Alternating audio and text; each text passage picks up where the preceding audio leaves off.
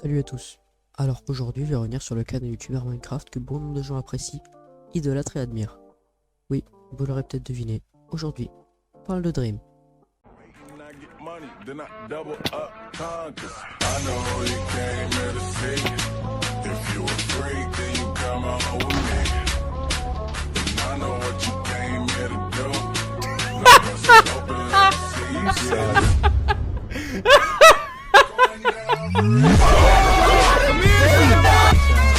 Bye, Dream. What? Jump time. Get him. What?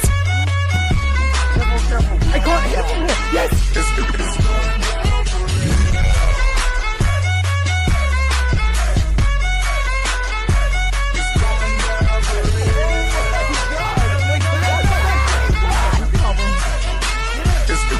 He's on a fish plane.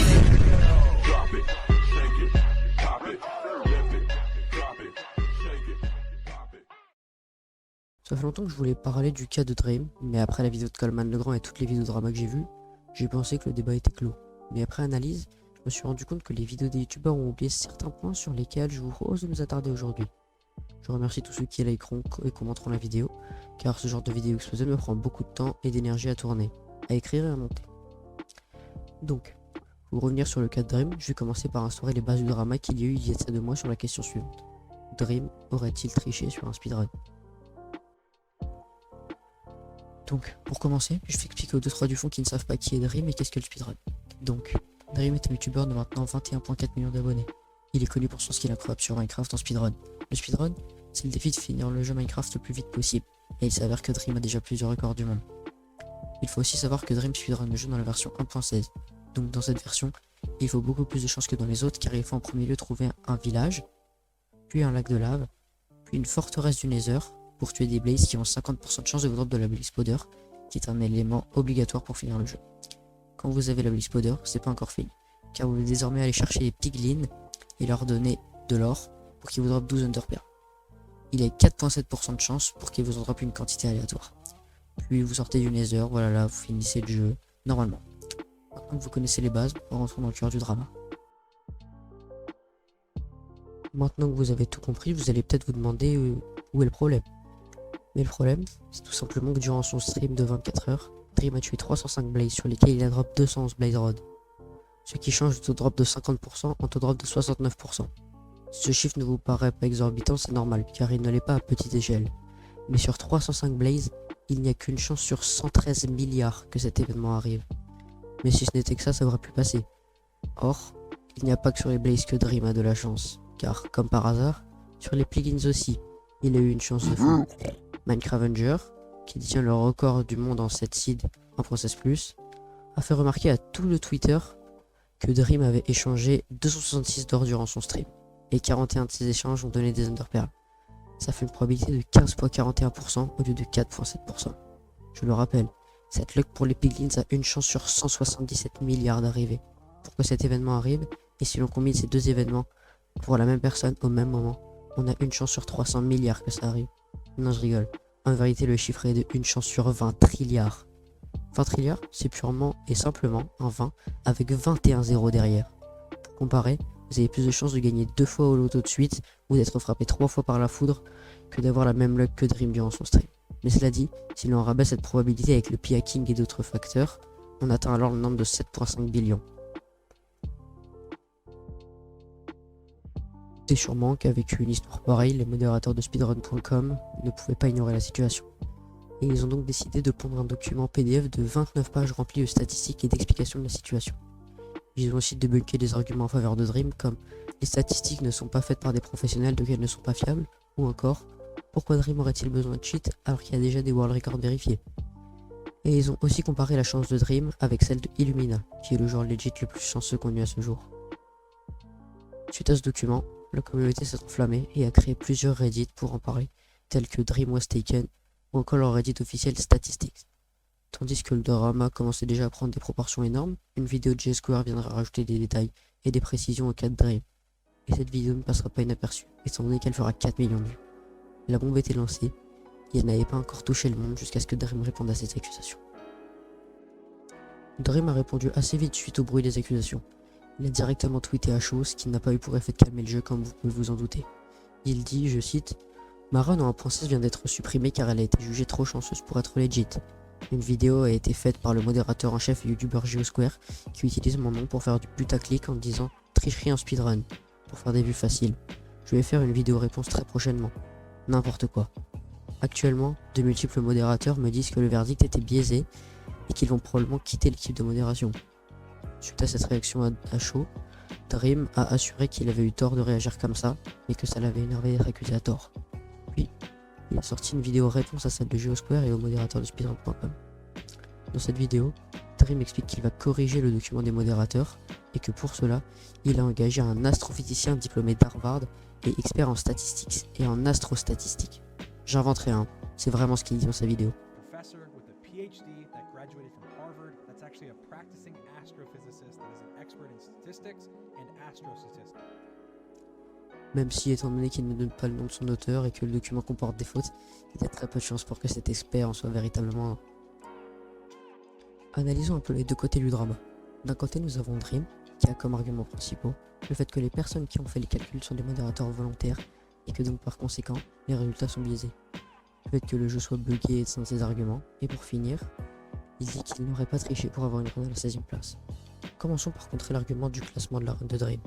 Alors pour commencer, il faut savoir que si Dream n'avait pas cassé une season de rail sur la route, sa run aurait eu de grandes chances de finir première, car il serait rentré dans l'end seulement 2 secondes après le record mondial.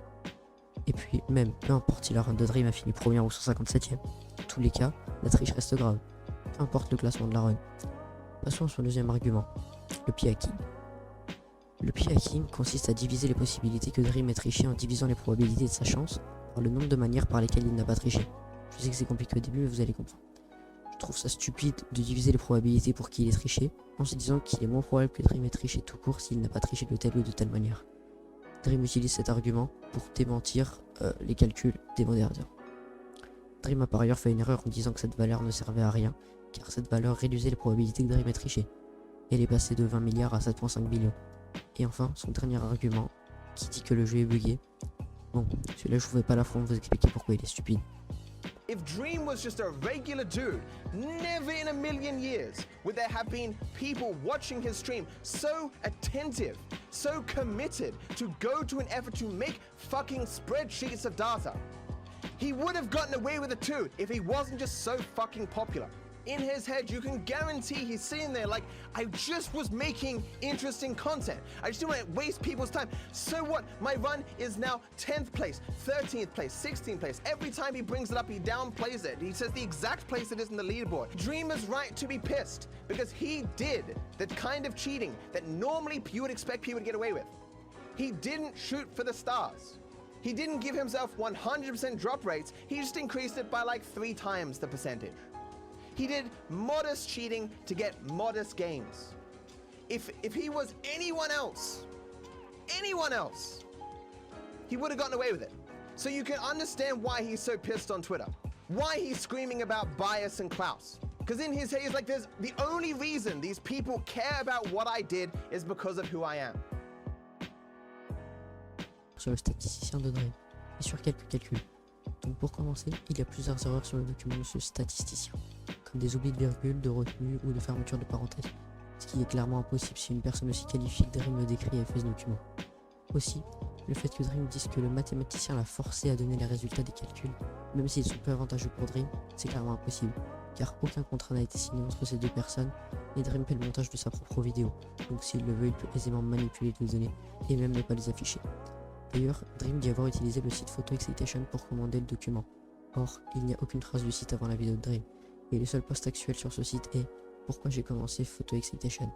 Dream a essayé de démentir certains de ses arguments en faisant un tweet qui disait que « Je ne voulais juste dire, bien sûr, que jamais je ne mentirais sur l'auteur du document.